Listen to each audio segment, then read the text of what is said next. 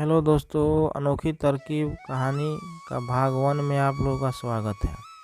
देवधर और मंगल की मित्रता ऐसी थी जैसे दोनों एक ही शरीर के दो अंग हो। यदि एक को चोट लगती तो दूसरे को तकलीफ होती। वे दोनों बचपन से ही मित्र थे।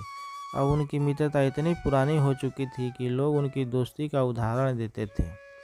देवधर और मंगल बड़े हो चुके थे। दोनों का अलग अलग व्यापार था। एक दिन दोनों ने तय किया कि दोनों मिलकर व्यापार करेंगे।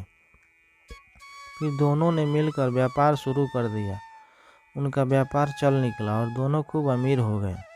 वे ठाट बाट से रहने लगे। धीरे धीरे एक समय आया कि दोनों का विवाह हो गया। उनको साथ साथ व्यापार करते 7-8 वर्ष बीत चुके थे। तभी देवधर के मन में न जाने कहाँ से बेईमानी आ गई और वह व्यापार में हेरा फेरी करने लगा। मंगल बहुत सीधा और नेक इंसान था। उसे इस गड़बड़ी की भनक तक नहीं लगी। देवधर व्यापार में घाटा दिखाता जा रहा था। एक दिन ऐसा आया कि मंगल उस व्यापार का भागीदार ही नहीं रहा। मंगल ने ऐसा धोखा जिंदगी में पहली बार खाया। वह धीरे धीरे चुप रहने लगा। वह किसी से भी बात नहीं करता। वह न हंसता न बोलता था। इस कारण उसकी पत्नी बहुत परेशान रहने लगी। एक तरफ तो घर में आर्थिक तंगी रहने लगी, दूसरी तरफ मंगल बीमार रहने लगा। मंगल की पत्नी सन्नू ने डॉक्टर वैद्य से खूब इलाज कराया, किंतु कोई फ़ायदा नहीं हुआ। किसी डॉक्टर को उसकी बीमारी समझ नहीं आती थी। एक दिन पर दिन मंगल जो कमज़ोर होता जा रहा था। दूसरी तरफ देवधर अपने कामों में अपने आप में मस्त था। उसने हेरा फेरी करके खूब धन कमा लिया था। वह अपना अलग व्यापार करके खूब धन कमा रहा था। अपनी पत्नी के लिए ढेरों गहने बनवा दिए थे। गांव के लोग ऐसा विश्वासघात देखकर कानों पर हाथ रख लेते थे। लोगों को देवधर की बेईमानी का खूब पता था, लेकिन कोई भी खुलकर सामने नहीं आता था। एक दिन मंगल का चचेरा भाई सोमदत्त शहर से आया।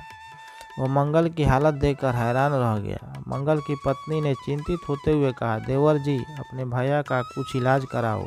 हम गांव में इलाज करा करके हार गए हैं, परंतु कोई फ़ायदा नहीं हुआ। सोमदत्त ने सन्नो से मंगल की हालत के बारे में विस्तार से जानकारी ली और बोला, भाभी, मंगल का इलाज डॉक्टर वैद्य के पास नहीं है, इसका इलाज कुछ और ही है। फिर सोमदत्त ने सन्नो को बताया कि जब तक देवधर मंगल से माफ़ी नहीं मांग लेगा, मंगल ठीक नहीं होगा। परंतु सन्नो ने बताया कि देवधर अब बहुत धनी और घमंडी हो गया है, उसका माफ़ी मांगना नामुमकिन है। हम गरीब उसके सामने टिक नहीं सकेंगे। सोमदत्त ने कहा, मैं इस नामुमकिन को मुमकिन करके दिखाऊंगा। मैं बिना धन के ही उसे नीचा दिखाऊंगा। उसने अगले दिन ही अपनी योजना पर काम करना शुरू कर दिया। अगले दिन जब देवधर अपने घोड़े पर बैठकर अपनी दुकान पर जा रहा था, तो उसने देखा कि एक आदमी ने उसकी तरफ देखा और ज़ोर से हंस दिया। देवधर को लगा कि कोई यूं ही हंस रहा होगा। वह थोड़ी ही दूर पर गया था कि 4 लोग आपस में बात कर रहे थे। वह जैसे ही उन चारों के सामने से गुजरा, उनमें से एक ने उसकी तरफ देखा और कुछ कहा कि सारे ज़ोर ज़ोर से हंसने लगे। देवधर को लगा कि सब लोग उसकी तरफ देखकर हंस रहे हैं। हो सकता है कि उसकी पगड़ी टेढ़ी हो। उसने पगड़ी को ठीक करने का प्रयास किया तो घोड़े से गिरते गिरते बचा। अब वह अपनी दुकान पहुंच चुका था। ज्यों ही उसने दुकान का ताला खोला, एक छोटा सा बालक उधर से जोर जोर से हंसता हुआ गुजरा। देवधर को अब थोड़ा क्रोध आने लगा था। उसने बालक को बुलाकर पूछा, ए लड़के, क्यों हंसता है? लड़के ने कहा, यूं ही, और चला गया। देवधर का मन आज दुकान में नहीं लग रहा था। उसे लगता था कि आज जरूर कहीं कोई गड़बड़ है। कभी वह शीशे में देखता, कभी अपने कपड़ों पर निगाह दौड़ाता, परंतु उसे समझ नहीं आता।